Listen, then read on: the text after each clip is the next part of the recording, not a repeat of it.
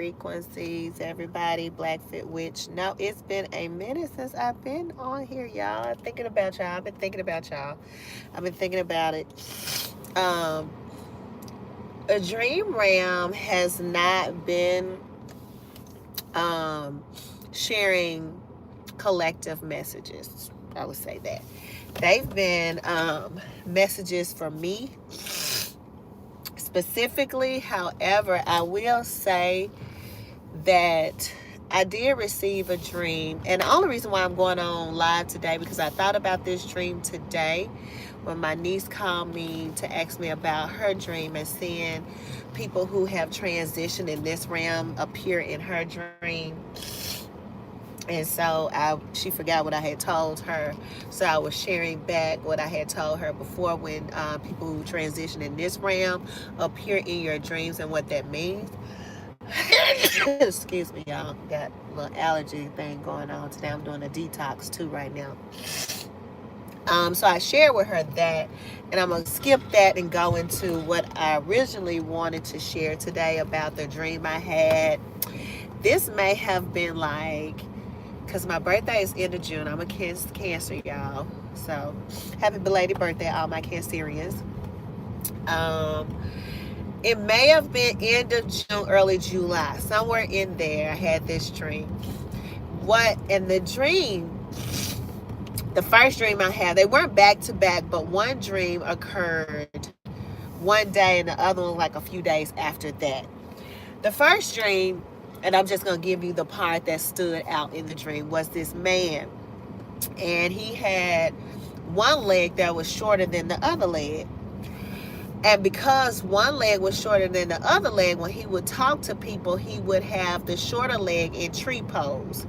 If you all are familiar with yoga stances and asanas and yoga, the tree pose, you would know. If not, I'm going to try to explain it to you and verbalize it so you can visualize it. It's when the foot, the inside flat part of your foot is on either inside of your thigh or at your knee or on your calf muscle, and your other leg is straight. So it's almost like you're making a four with your legs, okay? One leg is bent on the inside of the thigh, knee, or calf muscle. The other leg is straight. That is tree pose. He was standing in tree pose because one leg was shorter than the other. Now, this is a dream, right?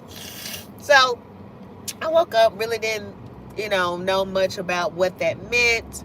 It was a little weird. I took it for what it was. The next few days come back. I don't know why this light not moving. The next dream I had, like I said, it was a few days after, was a lion that was missing his back right leg. So the lion in this dream was running, and the back leg, his back right leg, was missing. At that time, I didn't understand it. I wasn't trying to decipher what that meant. Peace, sis, galactic honey. Peace, everybody. That's greetings from Russia. Awesome. Hi, Russia. I didn't really know at that time what it meant. I've been in a space where I'm not really even trying to decipher my dreams. I'm allowing either my intuitive nature to let it unfold, or me seeing the symbolism within my everyday walk in life and just watching the energy around me to see if it will play out. I'm allowing that to be, rather than to always look for instant gratification and understanding the dream realm. Some things take time, and we already know, most of us know, that in this realm that we are moving in, things go slower. Even with manifestation, we manifest a little bit slower here in this realm than we do in the spirit realm, in which things are already done. And that's why we go through the manifestation practices and the law of assumption and all of those different things, because that helps to bring things into this reality and help to move the pace of it, which is already created in the thought realm, in the spirit realm, in the ethers. We're trying to bring it down here. So when you're bringing it down, it has to drop through so many layers in order to get here, right? So I try not to push that too much, but also cognizant and very aware of it. And so I thought about it. I was like, wow. So tomorrow is the Lionsgate 88 portal date officially. That's also my great niece's birthday. She'll be 16. She was born on 8/8. And it had me reflect when her mother called me, which is my niece. She's the mother of the 16-year-old. She called me and was sharing her dream. I went back and reflected about the lion with one leg missing, and then the man who had one leg shorter than the other. It was all about the legs, right?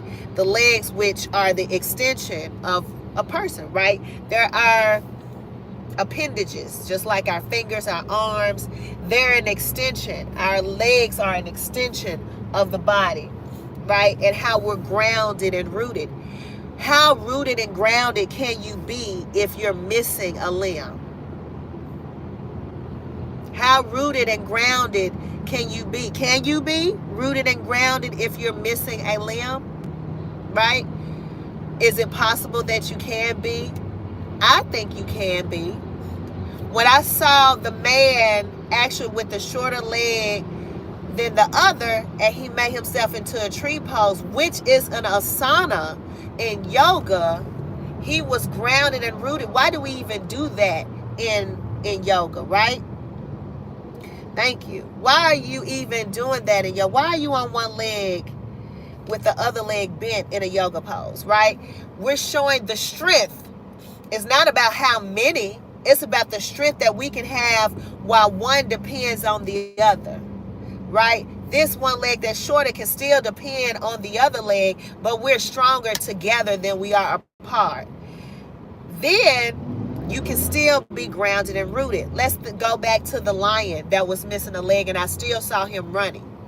I still saw the lion. The lion was still running like it wasn't even missing a leg. Like the lion was still moving fast, as if the back right leg wasn't there. Now, when I woke up, I was trying to envision this. Could this really happen in this reality?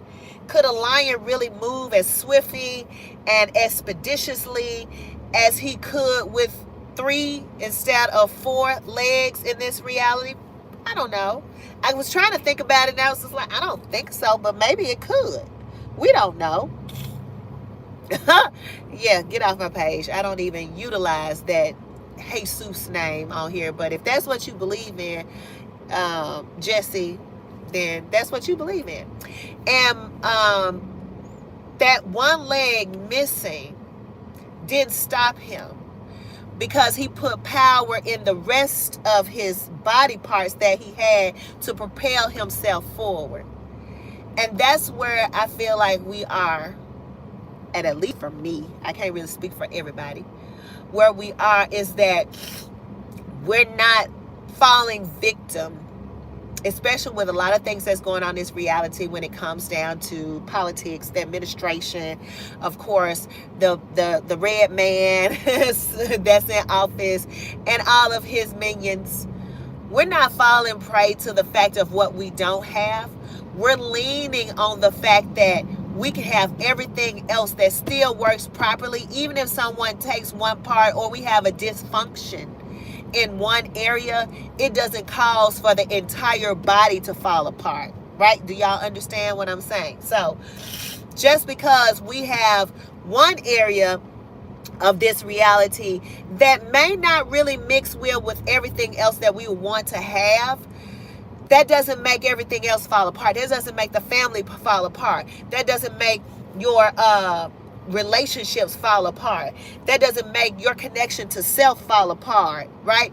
You don't have to allow it to allow your mental and physical being to fall apart. There's still so many other parts of self that can still propel forward, even if one area is in a dysfunction or lack of, or not at 100%, like his leg was shorter than the other. He made himself still strong. And I remember even in a dream, he was just standing there in tree pose, talking to people, as if he wasn't in tree pose.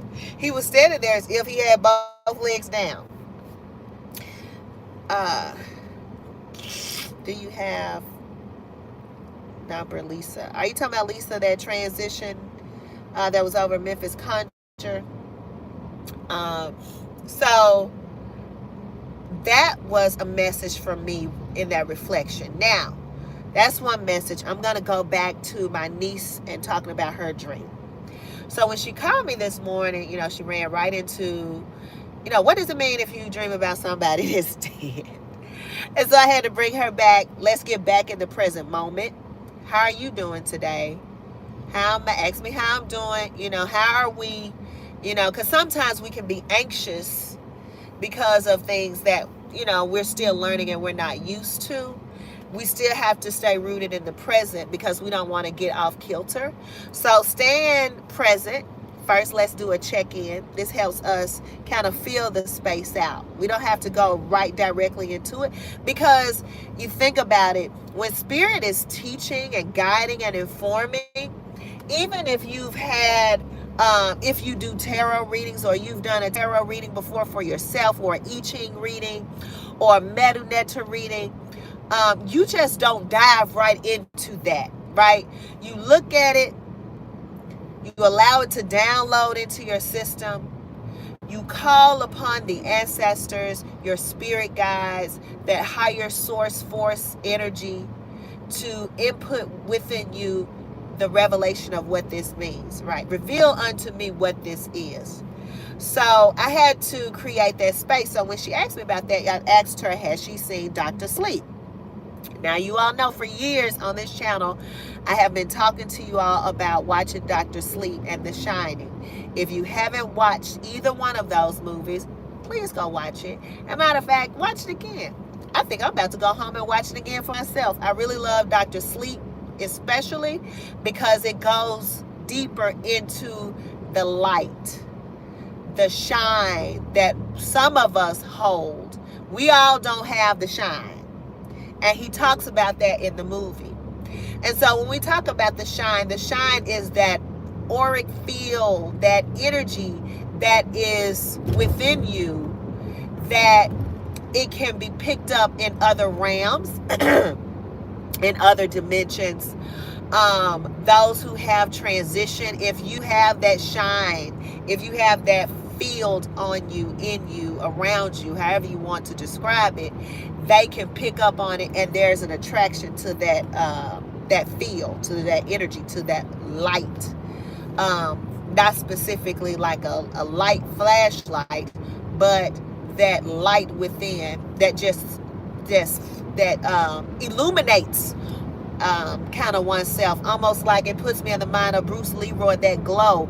But there's an inward glow. It's not, with the physical eye, of course you cannot see it, but there is a glow about one's person that you can feel when you are interacting with people or when you're around them. You feel like this energy shift within them of they're different, they're unique, they're special. So when you're in the dream state, you go and you transverse through different fields, different realms, and some of us come across those people who have transitioned in this realm. It could be family members, it could be friends, and sometimes it's people we don't know. And I told her I've been dealing with this since I was 10. So I've had over 35 years of going through what does this mean since I was 10 and I first saw my grandmother when she passed come to me. When she came to me initially, I was not asleep. I was actually awake when I saw her come to me. And I didn't understand. I was just in my bedroom and I saw her and I was like, okay, what does this mean? Since then, other people who have transitioned in my family have come to me, as well as children who have transitioned in this realm have come to me for assistance in moving to other spaces. That's the best way I can try to explain it. Because one thing that I can say is that I know that I don't know, right?